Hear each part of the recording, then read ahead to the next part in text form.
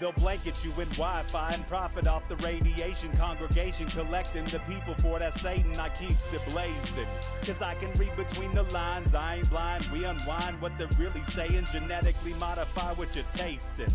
Don't need that cottage promise, so now you live up in your mom's basement. Redesign time so your mind is always wasted. Program to crave the basics. Keep the beta in stasis. Pay the state, kid. You're in debt for being born. Messengers are mourn, just the price for being warned.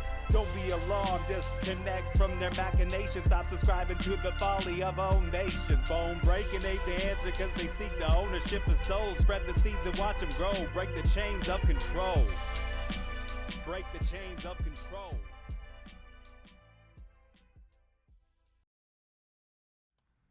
Sweet eternal balance of all that is good, true, and beautiful, friends. Tonight on Rogue Ways, we've got the solutions and the pathways into the future, out of this current darkness. And the man bringing it to us is an entrepreneur, a political activist, and a counter-theorist on the science of social engineering. He's the founder of America 21, an anti-globalist organization that seeks to undo UN initiatives that erode basic human rights such as privacy and property, and assists in returning to us the state and national sovereignty controlled by the people. He's a fundraising genius, a motivator of action, a master analyst and theorist, a philosopher, and a true humanist. Marc Malone, welcome to Rogue Ways, and how are you doing tonight?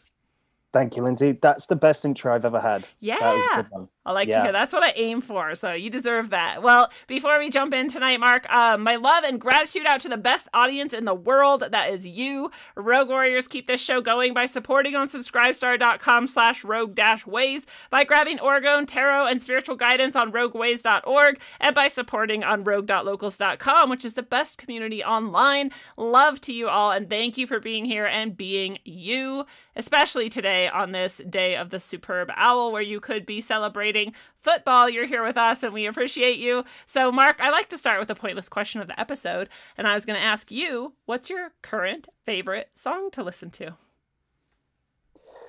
I've been listening to this song called Zombified by Falling in Reverse, which is kind of one of those like millennial generation uproar touring bands. They do the uproar festival and stuff a lot. Not my kind of music normally, but the song Zombified was written about woke culture and about the COVID tyranny. And It's so rare to find a band now that talks about anything that actually matters that, you know, even though I'm not a big fan of them, I think it's fantastic. So yeah, Zombified by Falling in Reverse.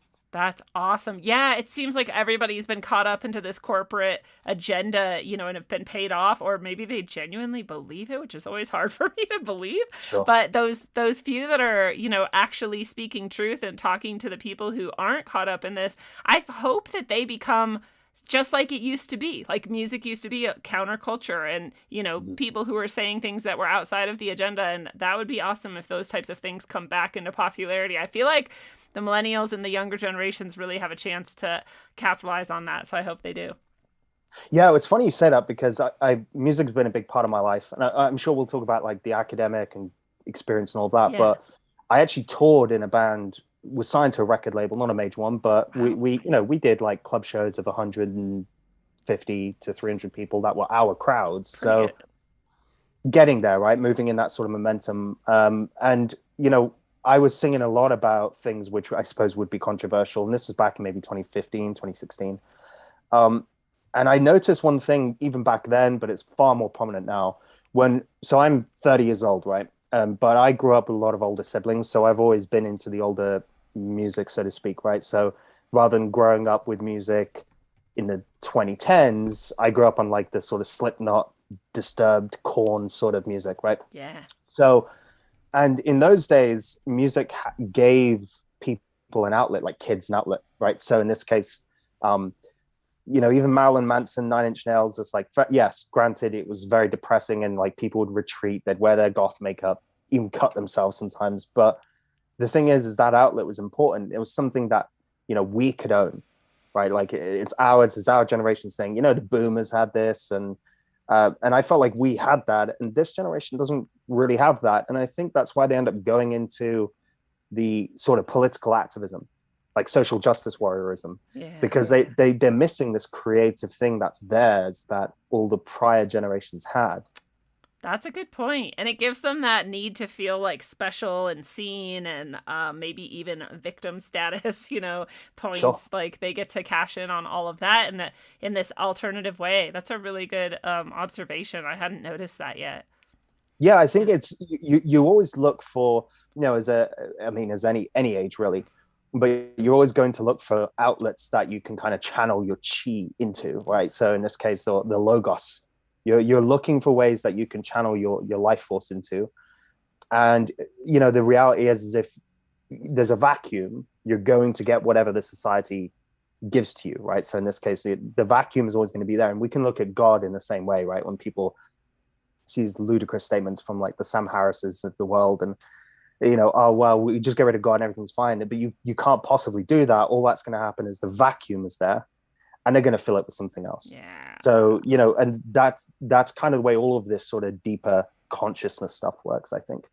So I guess the thing for us to do, I have a couple of children as well. So the thing I want to do then, but the thing we have to do as a society is go, what are we really going to fill the vacuum with? Because this is perhaps the most important thing, even more important than the political work I'm doing. This social engineering project that has been going on for the last century has created a vacuum intentionally so they can fill the vacuum that they've created. But if we still have to fill it with something, so even if we were to defeat them, which is what I'm working on politically, that's still only a small part of the battle. The bigger part is, what are we actually going to fill the vacuum with? So, and don't be wrong, as someone who does follow Christ, I wouldn't want to say, hey, let's just totality this vacuum with the Bible. I don't think that's a good solution either. So then we have to go, well, but then what's going to be okay and what's not going to be okay? And it becomes a really complicated subject, right? Because it's like, okay, so we'll bring the gospel in. That's a core part of our history, which it is, all the way back to the beginning of Western civilization. But then there's like Aristotle, then there's like William Blake. And then you start having to think, well, what else is going to be in the vacuum? And I don't really have the answer for that. I don't think anyone does. It's something we're going to have to figure out over time. But we better start thinking about it, because if we don't, the metaverse is going to look pretty good to most people. Yeah, that's a terrifying possibility. And I'm totally with you on this. They've intentionally sucked dry these aspects of our culture that we used to have embedded within the community. And especially, I always notice, and a lot of people have talked about the lack of rites of passages. And the rites of passages we do have are really lame and empty and kind of meaningless. We're like, you're old enough to have cigarettes now. Like, that's not what we really wanted in our soul, and some organizations do have much better ones, and they do much better at keeping people in their community, and a lot of faith communities are like that. But I hope people start to see the value in connecting in their communities, in their local communities, and in providing those types of structures for each other where you can find meaning in connection, and you can find meaning in a group without losing your identity to it, but by building together something that honors each person and our development as people. Because I think that's part of what could fill that vacuum, and that would be beautiful to see a resurgence in that wasn't controlled from a centralized organization of any kind, that was more organic than that. Yeah, I constantly find that I run into this issue.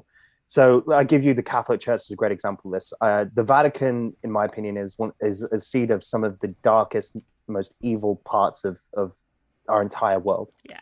But that being said, the Catholic churches and the way that they operate is extremely, I would say, proficient, because they have very set boundaries on what is good and what isn't. And the problem with, say, like Protestant church or New Age temples, pick your thing, is that you lose your foundation.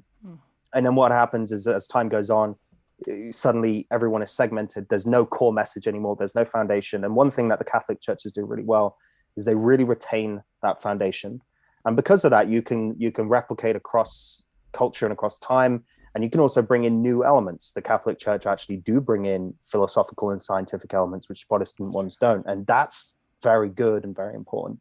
They don't say, hey, look, we have the totality of the answer. They just say, this is the foundation of the answer. So I really like how Catholic churches operate. It's just a shame the source is not something that I can support or get on board with, right? So that's kind of where we find ourselves again. The New Age stuff, I actually happen to agree with a lot of it, like consciousness, your sort of near-death experiences and things like this. But then I also think there's no foundation. And because there's no foundation, no one really knows what's home. where are we working from and what are we going to? Yeah, that's a really good point. This is good messages for anyone who's hoping to build this type of society in the future that's a bit more stable, balanced, and prosperous than the one we have now, and recognizes the soul and the need for that culture and that community belonging. But I do want to go back. We talked about touching on where you came from, and clearly you had a band, which is rad. But tell us about your other experiences. Were you always a political and social sort of? Was that an interest of yours when you were young, or did this come about later? Yeah, I guess I grew up, my mother. My mother's from Scotland. My father's Irish. I'm from England. Grew up in Wales, and I actually speak Welsh as a first language. And in Britain, the divide is very different to here, but it's very deeply entrenched. And my mother was like an old socialist, believed in nationalization of industries and very much against religion and all these sorts of things. So I definitely grew up in a very political household, but not in any kind of serious way, no real activism or anything like that. And then for myself, I suppose I quote woke up when I was 18. This is back in 2010. So I actually was sharing an apartment with a college student with a Muslim guy, and he was kind of showing me 9/11 conspiracy videos and stuff, and I was like, wow, because he was like, we didn't do this, I'm going to show you the truth of who's behind it. And I was like, this guy's nuts.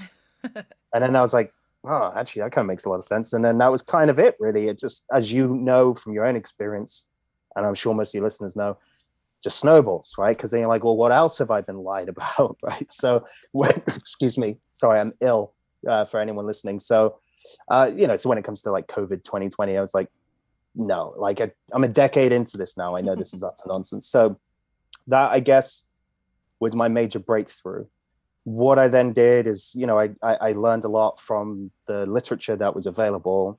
I kind of started with David Icke books. I felt like David Icke was a really good starting point because he wasn't particularly motivated by any belief system.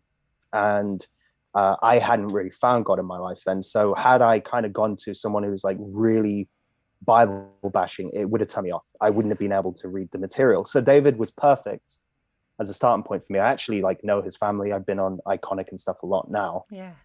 So, and I guess then I kind of got into the academic stuff. After doing some music, I did data science. I've been studying philosophy of science at Oxford. I'm a member of the Oxford Philosophical Society. And I'm without a doubt wouldn't be a member if they knew what my work is actually day to day. But so far they don't know. So far I'm still a member. And I've also kind of worked with top universities in behavior analysis, data science and stuff. So philosophy of science basically looks at the principles of what science is working on. So basically what my job would be, if you'd bring me into, say, a team of scientists, would be to break down the methods and how they're using the correct methods. So it wouldn't be my job to say, hey, this is a virus, this isn't a virus, the death rate's this or whatever. My job would be to say, you're using an inductionist method which isn't correct, and actually we need to do a deductionist method, in this case falsification or something. So that's my job, to basically keep them true to science. That's what we need more of. People don't understand those concepts a lot of times, and this is why you can make a study almost saying anything, and people, if they don't know how to look for those sort of holes in the logic, right, it just sounds good to them, right? This is what they're being told. Nice.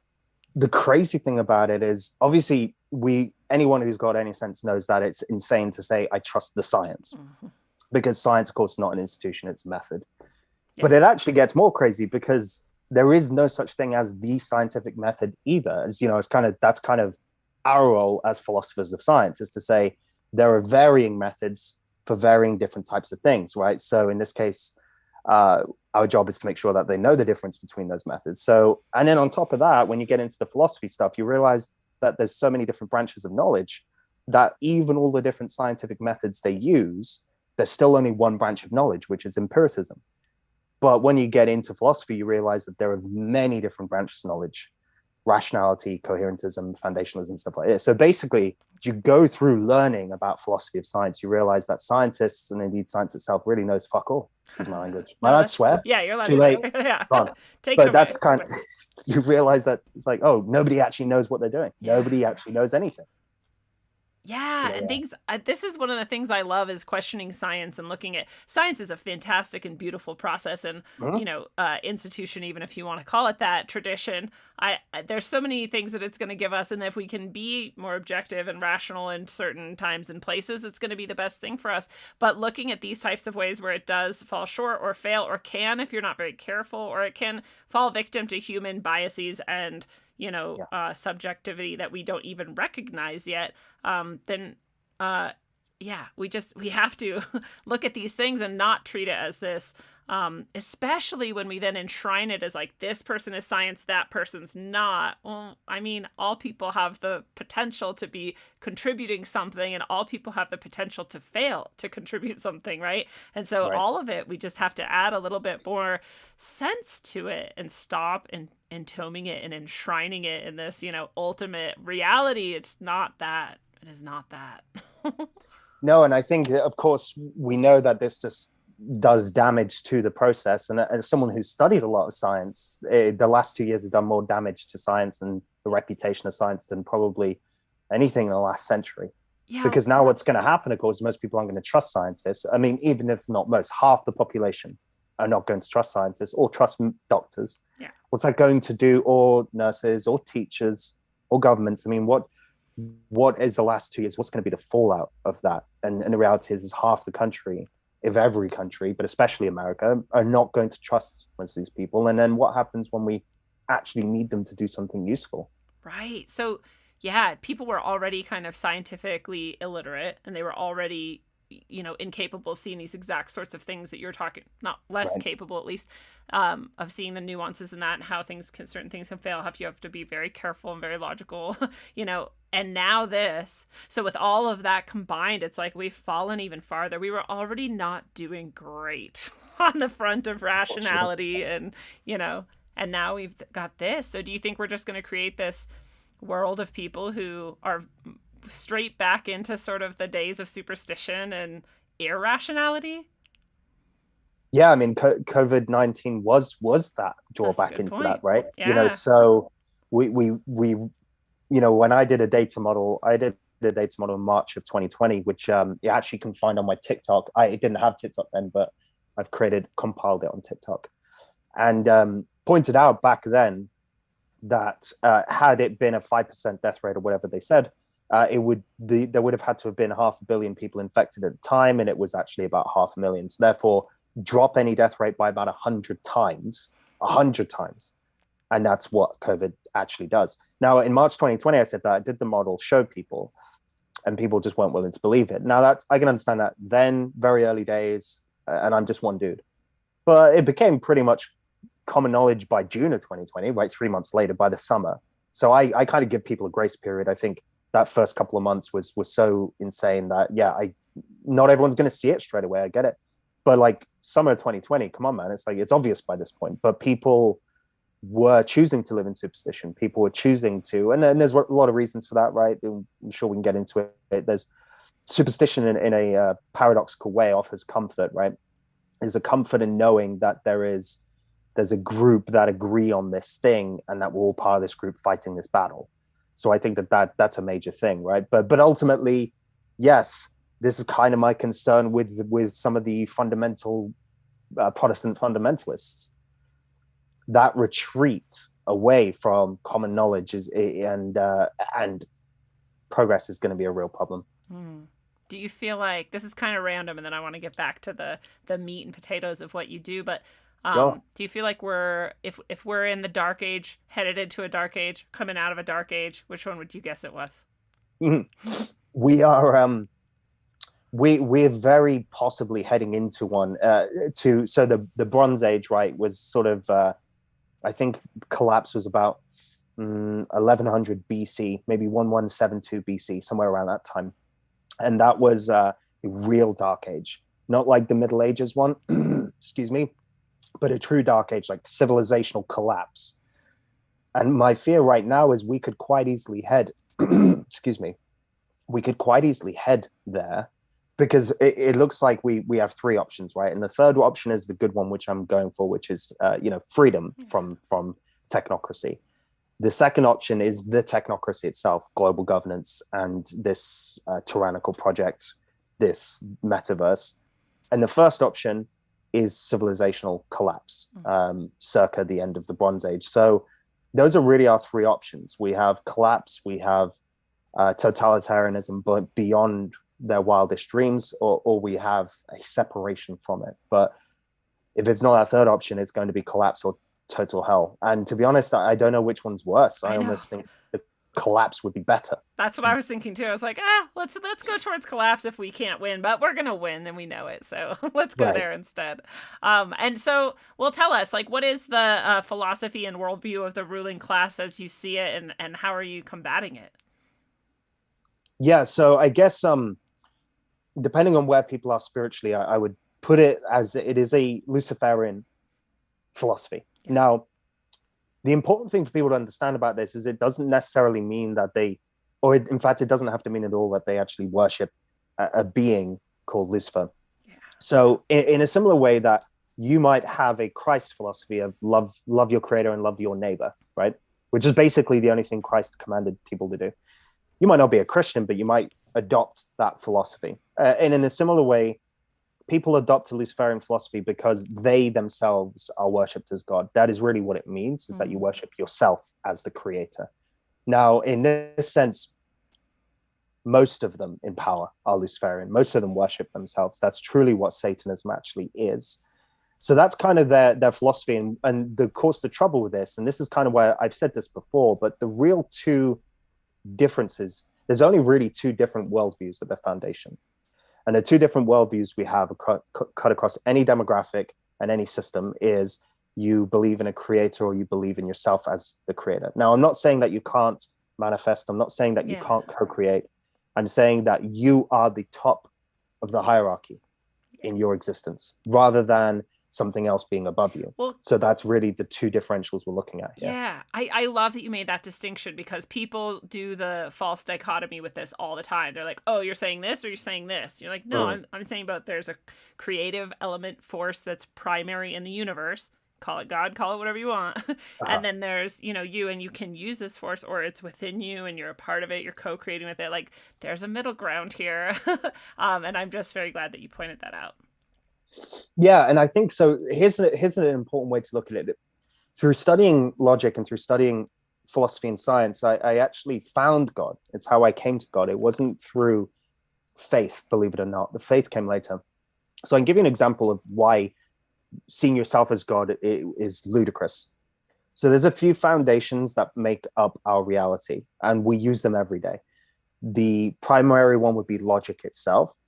The other one would be mathematics. The other one would be geometry. And then we get into other layers such as cosmology and stuff. But the immaterial layers are logic, mathematics, and geometry.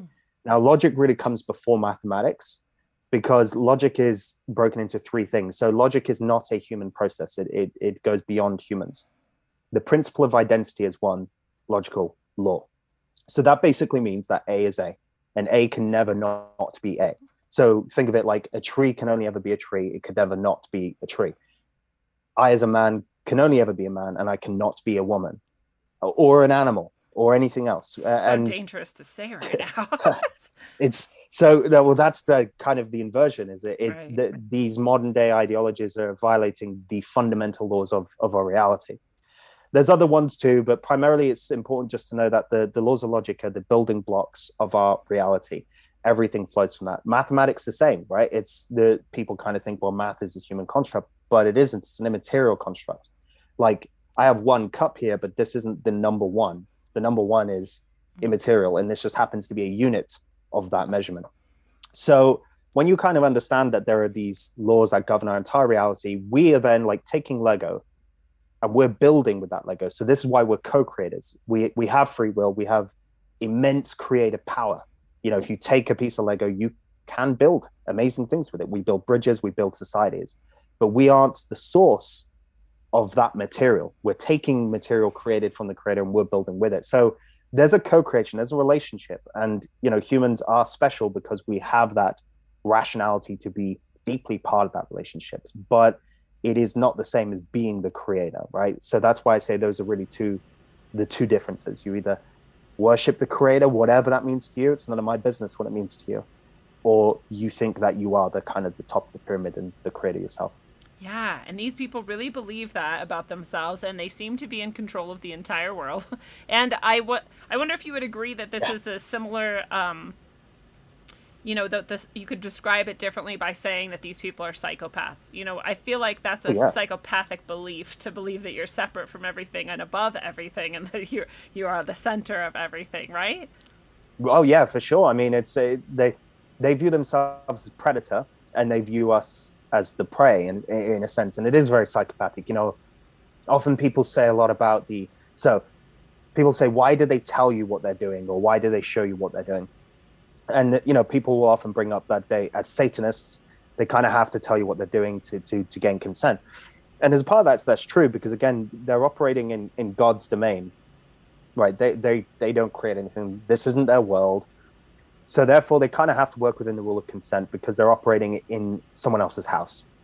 So that's partly true. And then because we've been granted free will, the responsibility is somewhat on us, therefore, to ensure we're using that free will properly. So therefore, the possibility of evil has to exist. Otherwise, free will can't exist. And that's kind of why they tell us.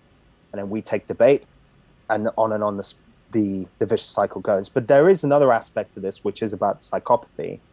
Psychopaths want you to know what they're doing to you, because if you know and you allow them to do it, you're too stupid for them not to do it. So, you know, you kind of see this example a lot, I guess. You know, one example could be that as a friend of yours, you know that I'm stealing from you, or money keeps going missing, and then I keep asking you, hey, how's your money doing? And if you're too stupid to not notice the link, then you deserve what I'm doing to you. And that's partly how psychopaths view these things. Now, of course, it's not true. You don't, obviously, just because they're stupid doesn't mean you get to violate them, right? We know this, but they don't see it that way. They see it as, you know, it's kind of the legalese aspect, right? They're with the injections. They'll say, hey, but in the fine print, in the New England Medical Journal, which no one ever reads, it's from the public, we told you that 80% of the injected have spontaneous abortions.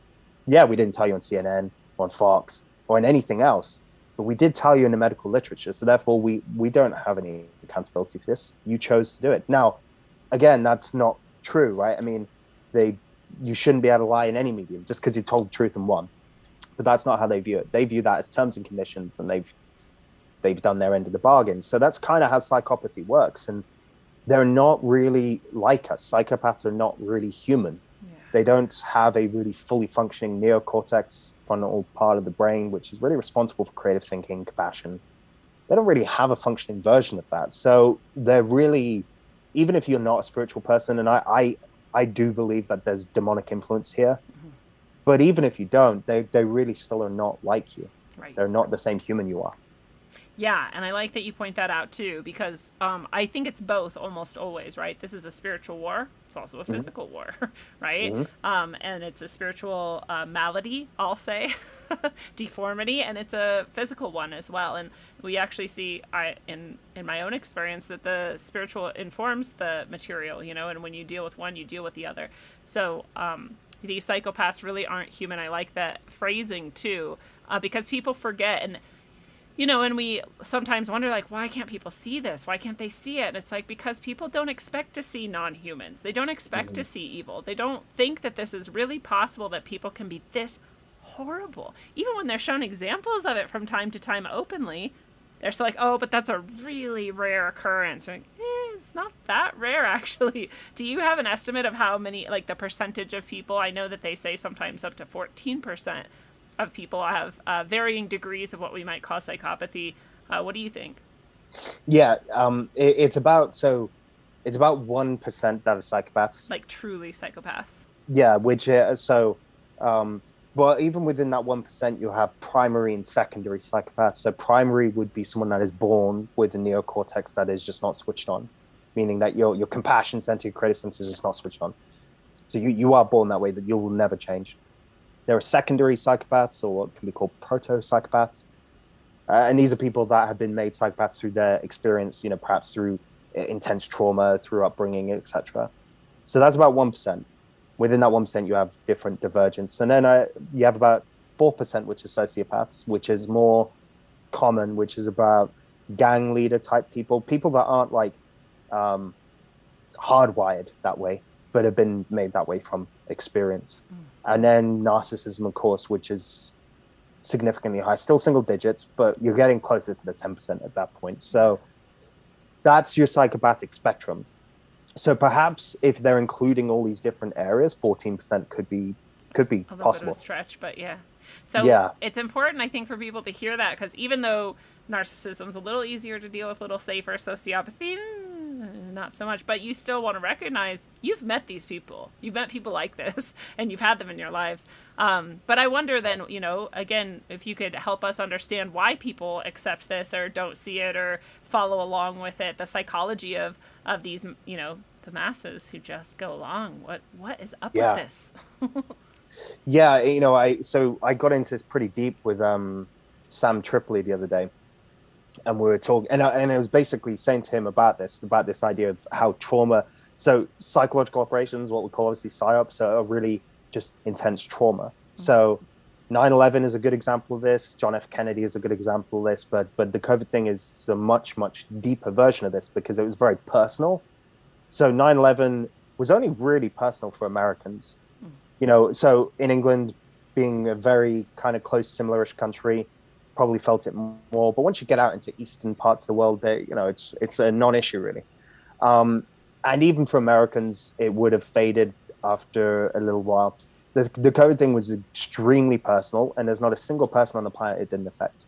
Whether it didn't affect you through lockdowns, whether it affected you economically, shortages, whatever issue, just through the debt. There's no single person that missed it. Even those doing it were still impacted by it. Fair enough, perhaps beneficially, but they were still impacted by it. So not a single person didn't. So that's kind of what makes this really the biggest global psychological operation ever, because there's not a single person that it didn't reach. Yeah. And trauma is critical because trauma kind of infantilizes people. And it doesn't matter if it's personal. So in this sense, you could have a car crash, wife or husband could die. And then what basically happens is that you get infantilized in this moment. Fear kind of puts your brain in malleability. So what they call neuroplasticity. And it's actually a healthy thing neuroplasticity is great. It's how you learn new things. The issue is, of course, in that state, if you're not learning the correct things, you're going to learn the incorrect things just as quickly, which is why when people say, how did people get the masks, the distancing, the lockdowns? How did that happen so fast? Well, because they scared the shit out of people. Trauma does that. If you think you're going to die, suddenly there's no food on the shelves, society feels like it's ending. Most people have never been through anything like that. So in that state of trauma, that neuroplasticity, your brain being malleable, you being infantilized, even if it's just for a couple of weeks, really only takes 60 days to completely recondition behavior, right? So by May 15th, 2020, that time had been complete. And then now you know why people have been completely reconditioned. So that's how successful it is, because at the end of the day, that kind of state you can be kind of conditioned to doing anything, which is why through trauma, people do become very different people. Yeah. So, it's our job to essentially kind of strengthen people, which is why I kind of pointed out a lot in videos recently that this is the time to go hard and not to stop. As mandates are dropping and as restrictions are going away, the last thing we want people to do is go, oh, finally back to normal, because what will happen is the next thing they do, and we can talk about what some of those things might be. Yeah. You're going to get hit harder than the last time. And that recurrence is going to trigger those same pathways, and you're right back into it. So what types of worldviews do you think came out of this reconditioning of people? It seems like, for one, people went from questioning sometimes some authority, some media at least, like remembering there could be some BS going on in that, and then totally not ever questioning any of it ever and getting really mad at you if you did. Wow, yeah, that was quick. Well, because in that trauma, right? So you think about I'm sure you've had some traumatic experience in your life. And when you're in that experience, you're just looking for someone who can help you sort the mess out. I'll give you, I actually have a obsessive compulsive disorder, right? Which is why I do so many insane things, because my brain never stops. And I have moments of that where it can be so triggering, where I'm just like, I just need someone to help me look around and figure out what's going on. And moments like that have happened to me throughout my life. So, you widen that out to society, to the world, and everybody's doing that. Everybody's like, I don't know what I'm going to do. Suddenly the world I looked at doesn't make sense anymore. And this is kind of, so not to go on too much of a tangent, but it's relevant. Immanuel Kant, who was a German philosopher in the 1800s. And he basically was trying to combat this idea of humans don't have any inherent knowledge, and that we actually do come in with a priori knowledge, which means before experience. So we come in with certain things that we know. He was basically trying to show that metaphysics is real, even if religion isn't real, and these sorts of things. And he was right about one primary thing he proved, and he kind of proved this scientifically.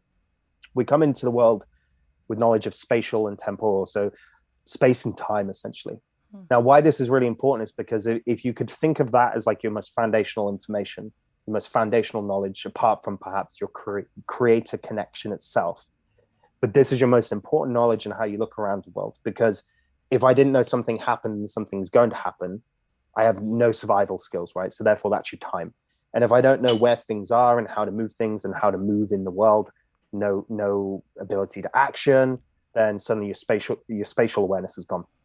So why that's important is because when a major trauma event happens, it actually hits your most foundational knowledge, which in this case is, am I even going to be alive tomorrow? Is the society that I look around me, all these buildings, all these cars, all these people, what's going to happen to them?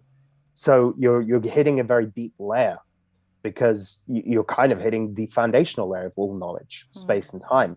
Now, I know that probably sounds weird to most people because we're used to psychologizing things. I try not to psychologize things because psychology is very subjective and philosophy science is objective. I try to keep it in the realm of objectivity because what's psychologically relevant to you isn't relevant to somebody else, but this is relevant to everybody.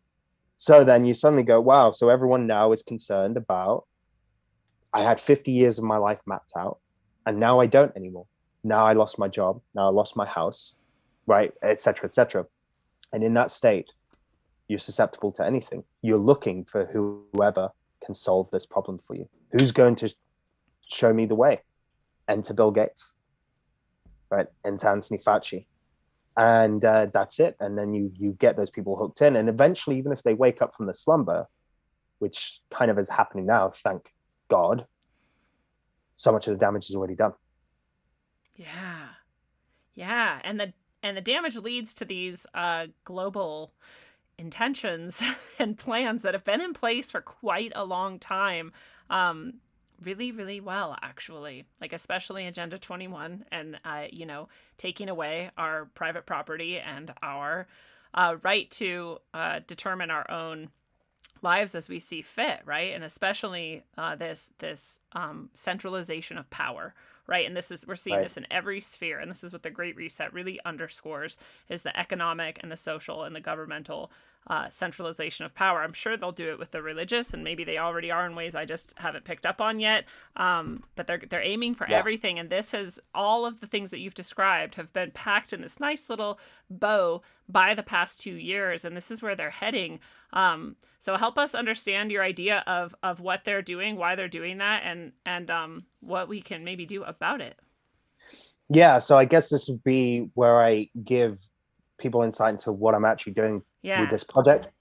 So when the March 2020 happened, and I started to see this thing that we've all been concerned with for so many years actually start to happen, become public, I started to think about, well, what kind of, because this is always the critical thing with the truther community that I see a lot, and just in general, which is there's so many threads, right? Like there's so many different things going on. It's like, oh, there's central banking, or there's I don't know, there's wars, there's this problem, there's that problem. And then suddenly people don't really know what the core of the problem is. And this is what I was trying to get to the bottom of. I was like, well, think of the global elite, the technocrats, they're playing out a strategy. And the strategy is what I thought was world government, but actually isn't. It's global governance. And I'll explain the difference in that. Okay.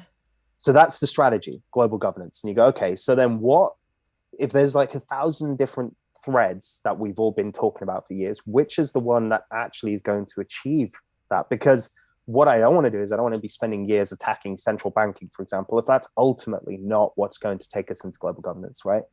Does it need to be stopped? Sure. But what I'm interested in is the core of the problem as it's going to affect us. Yeah. So then, of course, out comes a Great Reset. And I was like, okay, so this is their sort of them, for the first time ever, starting to be open about this idea, right? Like, you know, we've been talking about this for years, but suddenly they're starting to actually be open about this idea of like there being a global project. But of course, you know, it's PR spin. They butter up the language, all this kind of stuff. We know that. But so then you have to go, well, what actually is going to be the Great Reset, though? Because the Great Reset isn't a political protocol, right? Like there's no Great Reset legislation. There's no Great Reset Council. So that's when you figure out that underneath all is Agenda 21 and Agenda 2030. Yeah. That is the political foundation of the Great Reset. The Great Reset basically is to sell you and the Fourth Industrial Revolution on the idea of a political framework that's been playing out for 30 years. So then we go, okay, great. Well, we have a thread now, because if we can get rid of that, what basically happens is, yeah, we're still going to have some of the other problems. We're still going to have a fiat currency. We're still going to have problems with war.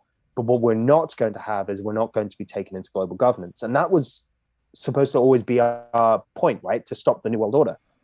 So, well, this is what the New World Order actually is. This is the only thing that you can at least provably show the New World Order actually is. Anything else is kind of shadowy stuff that we can't prove. And if we can't prove it, we're not going to be able to get anyone on board, certainly not legal systems or political systems. So Agenda 21, of course, for those that don't know, signed in 1992, 179 nations, including this one. And the idea was to, if you go through the document, I can put it in a simple terms, centralize land, water, and air. By centralizing land, water, and air, we're going to save the world from climate change. This is 1992. So, I mean, what could go wrong, right? Just give the most psychopathic, satanic people control of land, water, and air.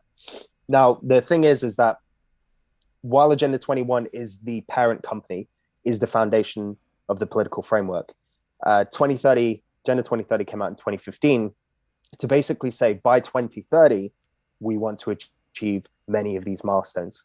So that's kind of our timeline. Granted, that doesn't run out all of Agenda 21. Agenda 21 actually runs out in 2050. But the problem that we have is that 2030 will be the nails in the coffin regardless. It'll be way past the point of no return by that point. So that's really our deadline. So then we have to go, well, how is this actually implemented? Because, you know, a lot of people rightly will say, so what, the World Economic Forum has some idea. So what, you know, how are they actually going to implement some kind of global governance system? And it's a very fair question, because even for those of us that know about this, it seems impossible. And that's when I started this organization, America 21, because I realized that not only can they do it, it's already being done right now. So basically what they do through this treaty, this 2030 treaty, is they bypass the nation state and go right to the city and the county. So simple formula that anyone listening can find: search your city, 2030, sustainable development. And you're going to find that Great Reset, or rather Agenda 2030 legislation, already implemented in your city. So not only can they do it, it's already been done, past tense, unfortunately. So we're actually so late to the party now that we can't even stop it. We have to repeal it. We can't prevent it, I should say. We can stop it, but only through repeal, because the reality is most of it's already been signed into law, just at the county and city level. So most of us in this sort of truth world imagine that there'd be this massive crisis one day, and then this antichrist type figure would come in and take a new world order structure over. Not saying that something crazy like that couldn't happen, but that's not how it works. So each city across the world, it doesn't matter if it's London, Los Angeles, San Francisco, New York, Austin, Dallas, name your place. There's actually only 3 places I've seen that don't have it, which is where I live in South Dakota, Kansas, and Nebraska. So basically farm, heartland country, that's the only place. Every other major state, every other city, pretty much across all the Western world. So your chances of, get to Nebraska, I suppose, just in case things don't work out really well. Yeah. So that's how it works. So the point is that this has already been signed into law. Therefore, to stop it, we actually have to repeal it now. And I go into detail on my website, which you can view if you want to know how that chain of command works and how it got in. But needless to say, so we have 8 years to repeal. Unfortunately, we can't prevent at this stage. That's actually how far along they are. So not only can they do it, they did it without anyone even knowing. And I started this project at the GOP convention in Montana in June. And I spoke to many members of the state Senate there. Even they didn't know what was going on in their own state. I had to come to tell them that Agenda 2030 was being implemented. That's how good they are at this stuff. Yeah. Well, and that's how maybe bad some of these people are at what their roles are supposed to be. They're supposed to be public servants who are very informed about exactly these types of things and, aware of also what we can do about it. So would you say that it might behoove people to run for and achieve some sort of city position of governance and try to repeal things in that way, or create petitions and get things on their local ballots so they can try to repeal it? Or do you think there's hope with that? Is that kind of what your website maybe outlines? Yeah, so I have a local activism PDF on the website, which on the homepage, there's a button right there, which will take you to it. That will give you some insights. But unfortunately, it's such a complex problem and subject that, congressmen are bringing me in because they don't actually know what to do. So my concern with telling people to go and repeal it is the people that you've elected don't often know how to repeal it. It's why they brought me in. And that's what Thursday's about. I have to go back and I have 3 county governments, chairman, directors, several congressmen, and 2 private organizations backing my plan for repealing Agenda 2030. So this is good. This is very new territory for us. I don't think anyone from our world has ever gotten to this point, which is great. And my hope is that we win back Montana, and now we've rescued one state from the New World Order. And then we just do it again. And then the worst case scenario is, okay, we've only taken back 10 or 15 states by 2030. We still have an America then. We still have a home, right? So yeah, fair enough. You live in California or Washington, you're going to have to move if you want to stay in America, but at least you have one to move to. Yeah. So I don't know if we're going to take back the whole country, but I know we're going to take back some of it. And I know for sure we're going to free up some of these states, and then we will be exempt from it. So even if the entire world goes into it, we won't. Now, the good news, of course, is if we continue to win, we can replicate it across other countries eventually as well, right? That would be the hope. So what I'm doing is what's called like a via negativa approach as opposed to a positiva. So I'm not going at the enemy and saying, I'm going to stop your plan. What I'm doing is just going up to these different boats and letting go of the anchor rope and going, oh, just letting this boat go now. And I'm just letting this boat go now. And then suddenly 8 years later, it's like, man, half our boats are gone. It's like, yeah, sorry, I was doing that when you weren't looking. But the important thing is that I'm not trying to interfere with your project, so don't kill me. I'm not trying to stop your project. I'm just freeing us away from your project. You can have your project. I have to keep saying that. I don't want to get Clinton suicided. Well, and speaking of that, everybody listening and watching this, no matter when you're listening or watching this, can just love, send some protective energy, ask on behalf of the angels or the Buddhas or the saints or whoever you believe in, or all that's good, true, and beautiful, to just send some protection and love over to Marc's direction and just visualize him succeeding in this in a way that also keeps his sovereignty intact. And that will always be helpful to give that intention or prayer or however you do it. Somebody in the chat, Andrew B, just brought up Agenda 2063, which I've never heard of. Have you? No, I know that they had the timeline's supposed to end in 2050, but they had one at 2067 as well. But what we have to bear in mind is that those things are part of an ongoing political science project. What that means is that they keep putting out milestone years of when they want to achieve certain target things, right? But the only thing that's concrete, that's in law, that we have to stop is Agenda 2030, right? Because so 21, as I said, is the 21st century plan. So they're going to keep putting out different milestones throughout the 21st century. Yeah, it's because I should have mentioned this before, but people think 2030 is a replacement of 21, but it isn't, because Gender 21 is 21st century. People thought it was about 2021, nothing to do with 2021, 21st century. So 2030 is just the major milestone of that 21st century plan.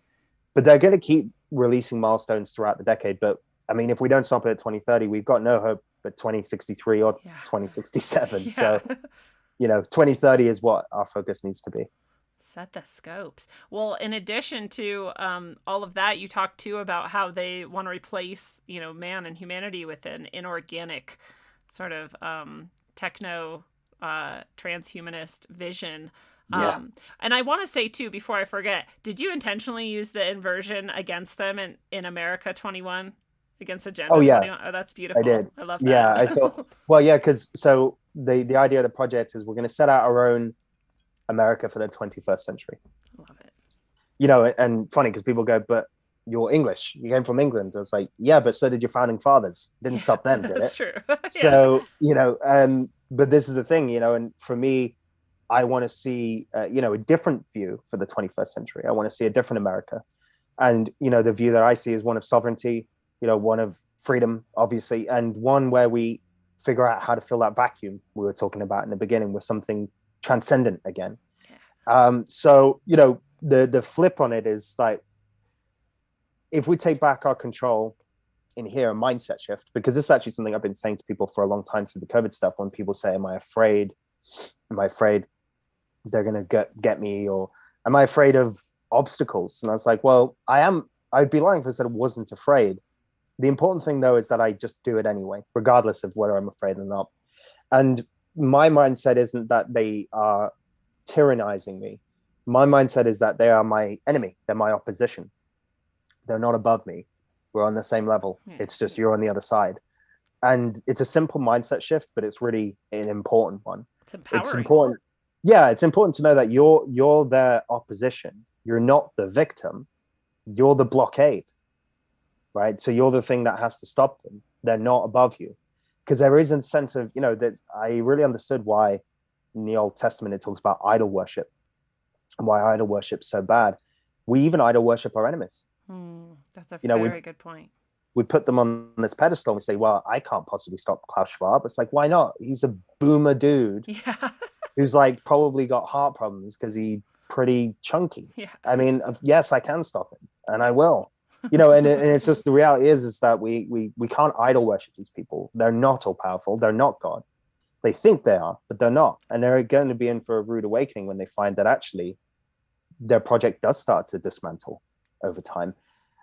So I would say that as far as things you can do, I will come back to the inorganic thing. That is important. But as far as things you can do, I would say it's really critical that you contact your congressman, your city council, and send them the information to begin. I guess the starting point would be to probably get them in touch with me. And then from there, what I would like to do as we move forward with this is actually build out a network, and we'll start equipping people in different states to do the right thing. But right now it's difficult to do because we haven't quite got the formula correct yet. Until the congressman can do it without me there, I haven't really got anything I can train people on. Yeah, but that's a beautiful vision. And I know there's people out there who would love to connect with that and make a real difference. And in the meantime, you have your site, which offers people different insights and practical applications of some of this as well. Right. Which is also really cool. A lot of stuff on there. So as far as the inorganic thing, the ultimate, so the means of governance that they're using right now is technocracy, right? A lot of people think that what we're witnessing is communism. It isn't communism. There's parts of it that are communism, but there's parts of it that are fascism, right? Because fascism is the merging of the political and the private. Yeah.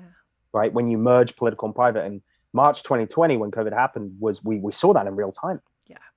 Right? When Trump was on the stage, and I'm not a pro or anti-Trumper. I definitely think Trump, of course, is better than what we have now, obviously.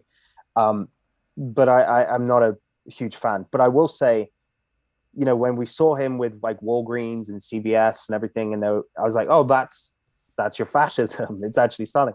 It's hilarious too, because The left were constantly saying that he's a fascist, and then when it actually became fascism, they supported it. Yes. Yeah. Like, You know what I mean? I don't think you know what that word means, actually. They don't have a clue. So, but I'm not blaming Trump for this. It would have happened no matter what, right? Because Trump was in way over his head with these people with this project, and maybe he had good intentions. I think he did some good stuff, but if he did have good intentions, he certainly lost all those when he started promoting the injection and all of this.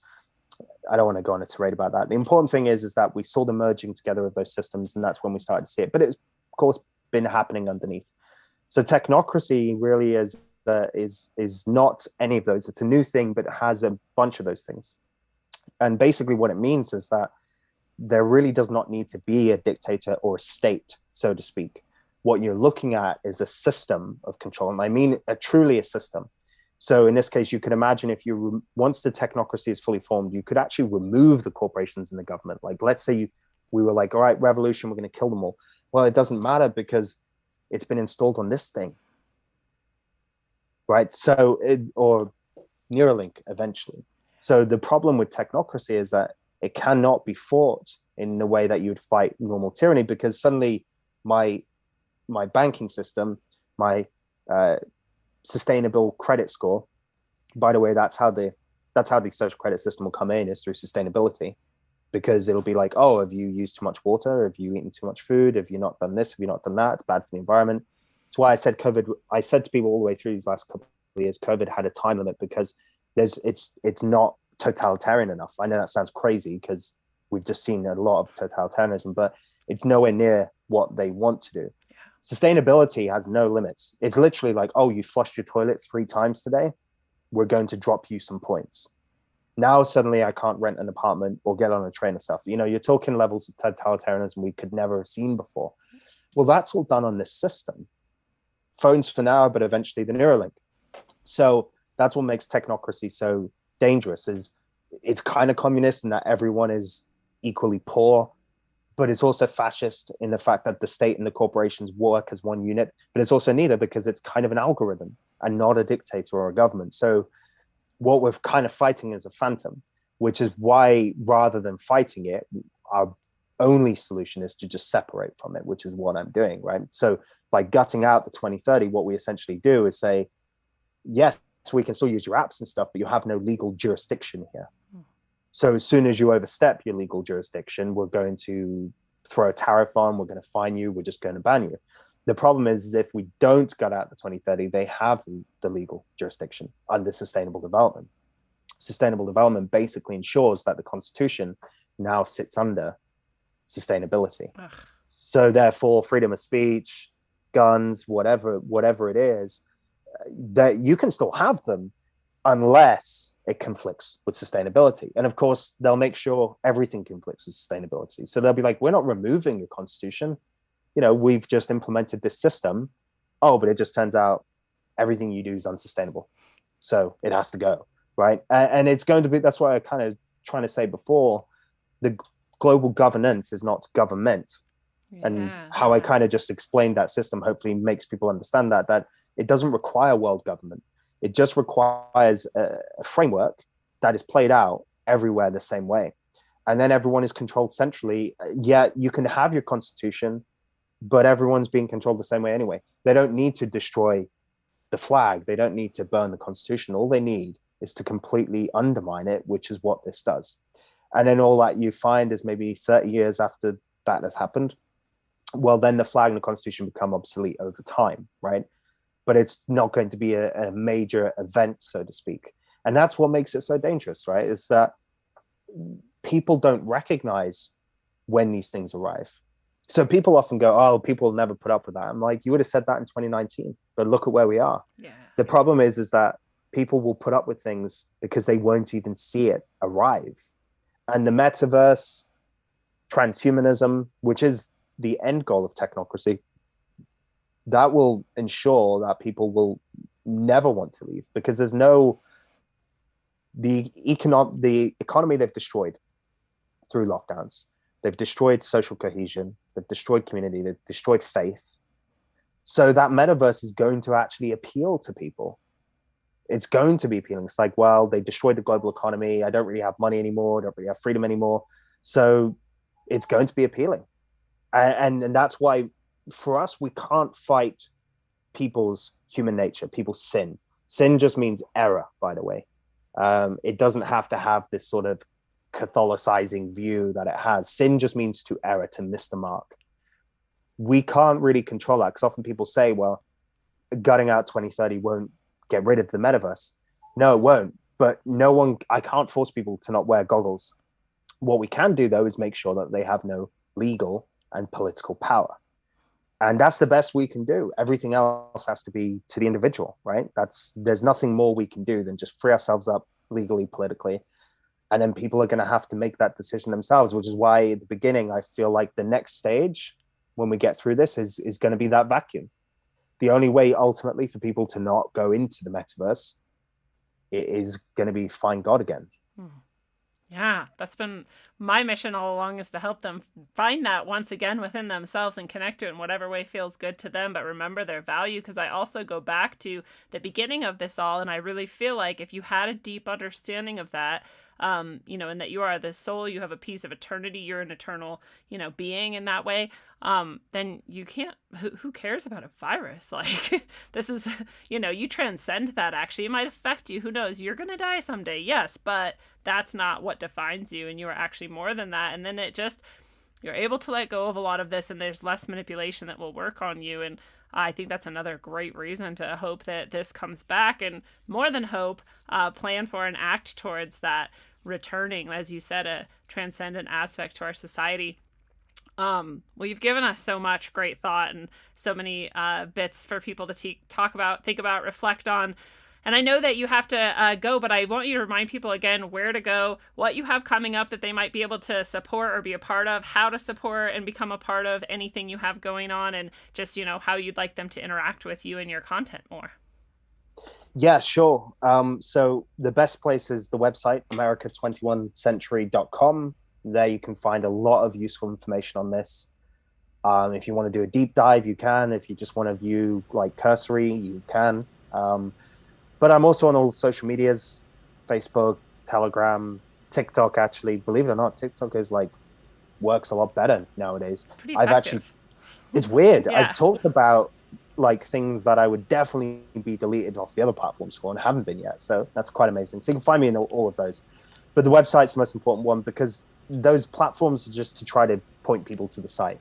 So anything you get from me on those platforms is going to be 10% of what you can find on the website of much better quality. What I recommend doing is obviously having a read through, watch the presentation, go to the Learn tab, watch the presentation that kind of details all of this out, send it to your representatives, send it to your city council, try to get many letters written to them as possible, and try to get them in touch with me, and then we'll go from there. Because once we win Montana back, which I think we're going to do by the end of this year, awesome. Then it's on to the next state, and got to keep going until we take back as much territory as we can. I love it. It's so exciting. I can't wait for people to go connect with you. Really, there's a few shows I do where there's some people who are actually doing something that is the solution oriented towards it and what you can actually do in your life. And this is one of them. And so I hope people really feel that. I know a lot of people in the chat have been like, this is so amazing. So, you're reaching people and you're reaching hearts and minds and making a real difference. And I love that. So thank you for that. But what are your final thoughts or ideas that you want to leave people with before we say goodnight? Yeah, so I just want to say that obviously what I'm trying to do is offer us all an understanding that while these things are deep problems that are very difficult, they're not insurmountable. And I'm trying to give everyone the understanding of the formula here to show, look, this is the heart of the beast, and we're going to attack it. We're going to stab the heart of the beast, and we know how to now. We know finally how to free ourselves from this new world order that we've all been knowing and dreading for many years. So what I would want people to do is understand that and work with me on that and act on it so we can get this job done quicker. But also to remember that ultimately, as we talked about, with that vacuum and with the metaverse, our job on the outer rim, what I'm trying to do is ensure that our perimeters are secure. But with inside the perimeters, that's still ultimately up to you. And no political or legal solution is going to solve those. And what I do recommend is whatever God is to you, find God every day. make sure that you're connected to your creator, and make sure that you understand, like you said, Lindsay, which was perfectly put, you know, there's not a single near-death experience I've ever read or listened to where they ever wanted to come back. Not a single one. And I think the reality you have to remember is that eternity is very real. And to try to connect to that here. Because that's ultimately what they've tried to pull you away from. And then when you do the political work and the legal work and we do this mission, you're going to be much better centered for it. And I think we all will. How perfectly put. And fellow travelers of the path, it is a beautiful thing. This has been your analog electric concentric dose of wisdom according to the creator of Empowered Change, Marc Malone. Marc, thank you so much for sharing with us tonight. Thank you, Lindsay. Thank you, guys. It was a pleasure. And feel better soon. And we're all sending you prayers of protection and love. And everybody, tending toward decent and manageable is not good enough. It never was, and now it is imperative that we tend towards something beyond this. It is time that we thrive in our communities, and to do that, we must understand the intricate system built by psychopaths to capture and captivate us and see our way out of it. This is the only way we build something much more responsive, decentralized, and truly equitable. So free yourself from the cage and know how to keep yourself from returning to a cage of a different size and shape in the future. And until you do, travel well, aim for balance, and always look inside first. Mwah.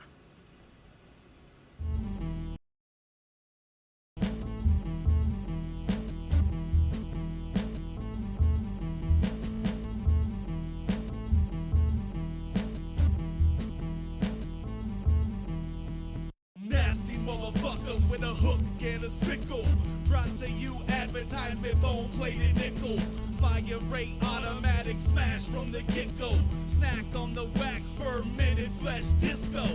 Abracadabra, archaic altars don't slabber. Hey, making jabbers with reality backwards. Hunting rap nerds, bodyguard collected actors. Munitions are famished, let them feast upon the dapper.